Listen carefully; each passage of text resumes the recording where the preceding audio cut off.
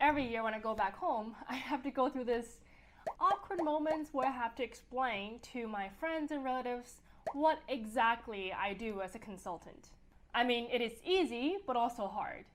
Because consulting is one of those well-known prestigious jobs, like, investment banking. You know that it's a good job and it pays well. But people just have no idea intuitively what we do on a daily basis, unlike some of the other jobs like lawyers or doctors. Why?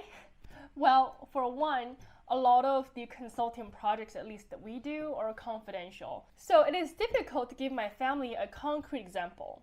Second, and there aren't as many TV shows or movies that portray the consulting work or the consulting lifestyle. And the very few that there are, it's actually often very inaccurate. Consulting's like Consulting teams rarely meet at the airport before traveling. dissing a really pretty girl so that she'll want you more.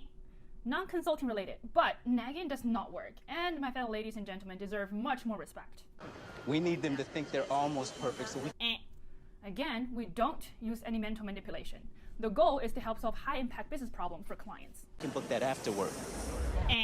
Consulting is not about after work. It is more about giving the right answer or recommendation, even what means that we have to turn down work from time to time.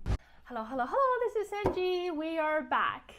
Today, I'll use the time to demystify and explain what exactly does being a consultant mean and what we do on a daily basis. So, as a starter, it is important to know that there are many different kinds of consultant who typically specialize in a specific area of expertise. But what I'll focus talking about today is management consultant, who typically spend time with the leadership of the organization to try to improve the overall operation or performance of the org.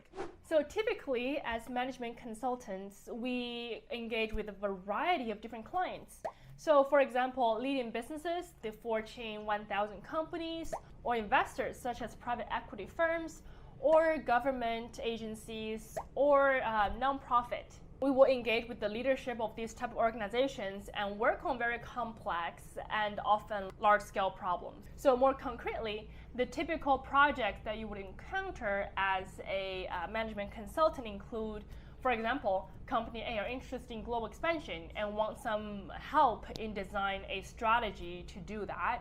Or company B is struggling with its bottom line and want our help to design and implement a cost-cutting project. And also, when COVID hit, a lot of the management consulting companies also helped both leading businesses as well as government to design a COVID response plan. So before joining consulting, I actually always thought it was a bit counterintuitive for a lot of those leading businesses to be hiring consulting companies to help them. I mean, after all, they are probably already the best in their industry, and that's how they're able to make it so big.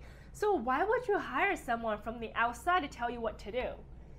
But then, after spending some time in the industry, I realized it's actually mainly for three reasons. Number one, functional expertise and industry best practice. As good as they are, a lot of the leading businesses will still face challenges that are outside of their expertise. And therefore, they will need help from consulting companies to help them decide and execute.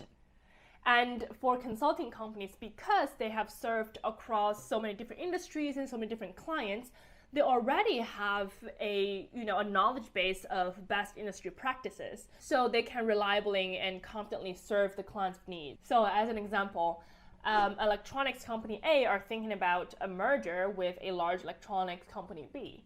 Yes, both of them are really big and successful companies, but neither of them have had experience of doing mergers before. And therefore, it makes sense for them to hire a consulting company to help them quickly execute through this merger process. Number two is on-demand, high-quality resource. A lot of the leading companies can be resource constrained because they already have people tied up to specific projects. So it could be a bit difficult to try to assemble a SWAT team for challenging problems right away, and therefore it makes sense for them to hire a consulting company for reliable, high-quality talents. Number three, objective opinions. Consultants, being the independent third party with many industry experience, they can come in and can help point out the blind spot and or take the internal bias out of the decision-making process. Because as consultants, we should and will always push for what we think is right answer, therefore taking out any sort of emotions or company politics out of the picture. So more concretely, what does a day of life of a consultant life look like? Well, on Monday morning, we usually wake up super early. Yes, I talked about in my other video how much I hated the 4 a.m. Monday morning wake up because I have to catch the earliest flight out. And at 9 o'clock, typically by that time, we would arrive at client site and we would have a team check-in just so that everyone are aligned on the week's priority and the daily goals. 10 a.m., let's say it's client meetings time. And as a consultant, so much of what we do is actually interaction with the clients. And therefore, we travel, almost every week pre-pandemic to travel to clients and to work with them. And then 12 o'clock, we have our team lunch time. And then 2 p.m., it is problem solving time. It is probably one of the most important rituals as a McKinsey consultant. As the name itself implies, this is the time actually reserved for the team to solve the most challenging problems that they are facing of the project as of that moment or as of that week. Typically, the consulting team on the ground will form opinion or perspective of question or problems that they are trying to solve, and they will present this perspective to the senior leadership to get their thoughts. These sessions are extremely structured. Materials are often presented in PowerPoint format. It'll be probably in the format of, what is the problem that we're trying to solve? What is our answer? What is our perspective? And then any additional questions where we want the leadership's thoughts on. And then 6 or 7 p.m., if you're lucky, you can probably take a break, go back to your hotel room, get some dinner, relax, workout time, whatever. Or if it's one of those busy nights, it probably means it's going to be one of those team dinners, and you will probably have to do additional meetings at night, and then just typically, keep working until midnight. So 12 o'clock, 11 o'clock is when we typically go to sleep. Yeah, it is a long, long, long day. Well, this is it for today. If you're interested in learning more about consulting, check out my consulting playlist videos here. Or if you're interested in me covering additional topics, don't forget to comment below. Until next time, bye!